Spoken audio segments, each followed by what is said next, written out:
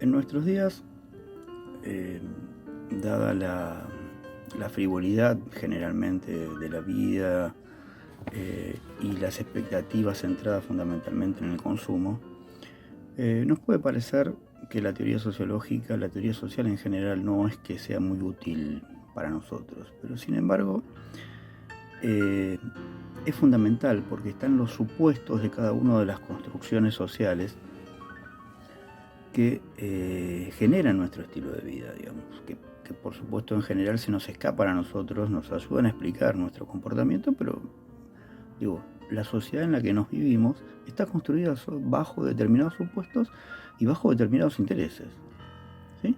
Claramente las condiciones en las que vivimos, hay algunos, se generan situaciones que favorecen la mejoría de algunos y no necesariamente la de otros. Todo esto se explica por la teoría social. Digo, hay una serie de principios, valores y supuestos atrás de lo que está construido para definirlo de determinada manera. Y un caso emblemático, como un ejemplo que puede claramente aclarar esta cuestión, es Talcott Parsons, que fue un sociólogo norteamericano al principio del siglo XX y que además puede ser o ha sido considerado como un referente fundamental de la sociología posterior a los tres paradigmas clásicos, es decir, al marxismo, al interpretativismo y al positivismo funcionalista de Durkheim. Posterior temporalmente, no estoy diciendo por fuera de estos paradigmas, nada que ver. ¿Y por qué digo que el caso de Parsons es muy interesante y puede servir claramente como ejemplo? Porque claramente la sociología estructural funcionalista de Durkheim, renovada, resignificada por Parsons a partir de incorporarle ciertas lecturas de Weber y de otros autores no de estructural funcionalista, a partir de incorporar con un mayor protagonismo al sujeto, que el estructural funcionalismo de Durkheim le daba muy poca libertad al sujeto, es un apoyo fundamental y una legitimación y una fundamentación fundamental para explicar la hegemonía norteamericana a lo largo de todo el siglo XX.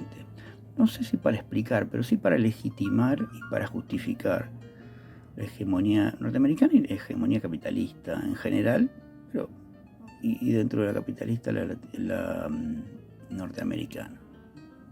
Parsons parte de lo que él llamaba una serie de dilemas y amenazas.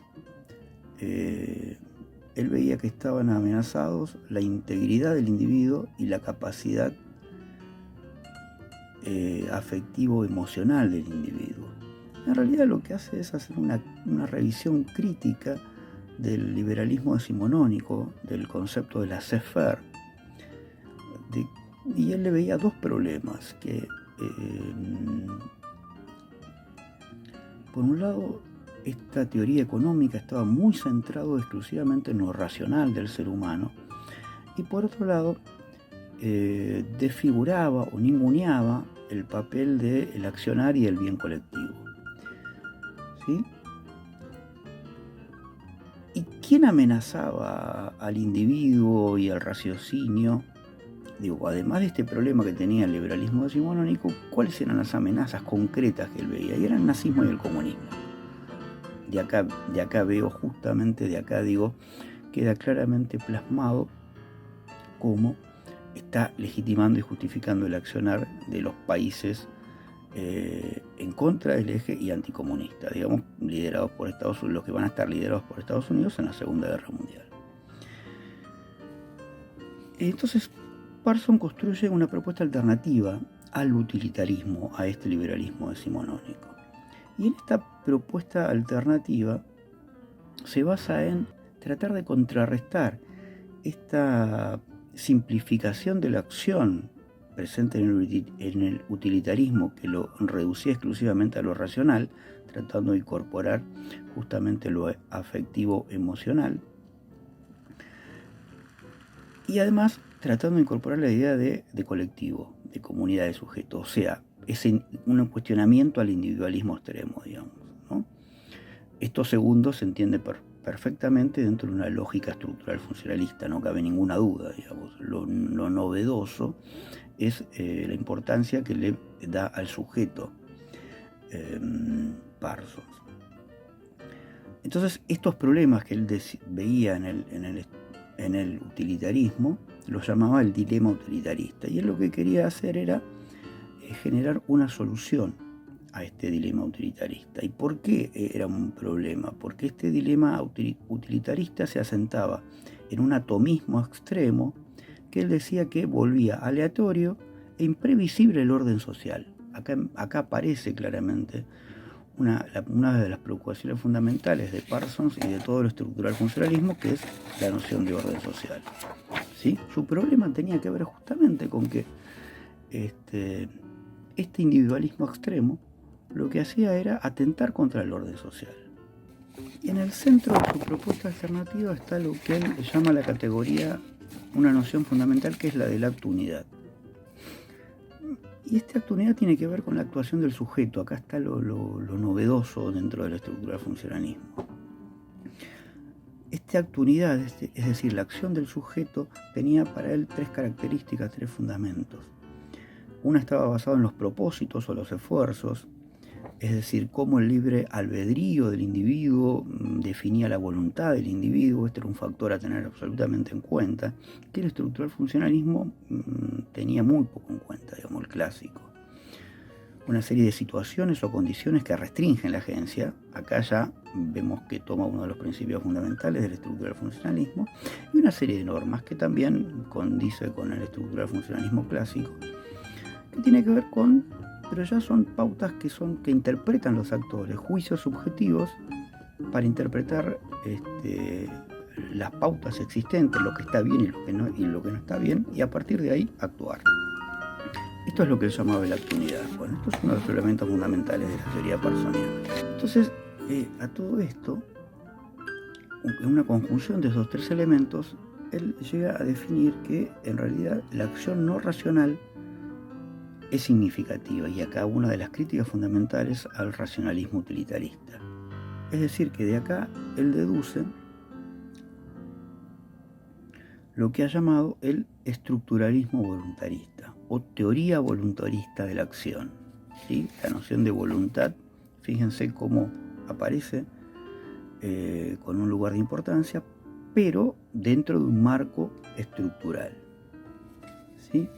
Y él desarrolla un modelo de sociedad que va a tener tres patas o tres sistemas: el sistema de la personalidad, el sistema de la sociedad y el sistema cultural, y que están correlacionados con estos tres momentos, tres elementos de la actunidad. El sistema personal de la personalidad, que tiene que ver con justamente las necesidades de la persona individual, la identidad individual. El sistema de la sociedad, las interacciones entre estas personalidades. Y el sistema de la cultura, los patrones simbólicos de sentido y valor. Ahora bien, por un lado las normas le dan la estructura a la sociedad, ¿sí? Si para el marxismo la estructura está dada fundamentalmente por las relaciones de producción, para la estructura del funcionalismo las normas tienen un lugar preponderante. Pero hay otro elemento que son los roles sociales, y esto es fundamental. Y acá es donde se ve la pata, digamos, más conservadora en términos de escasa capacidad de crítica a la sociedad actual. Son roles especiales impersonales que consisten en obligaciones a realizar de manera específica. Cada uno de nosotros cumple un rol determinado, sería el equivalente a función, un rol o una función determinada en nuestra sociedad.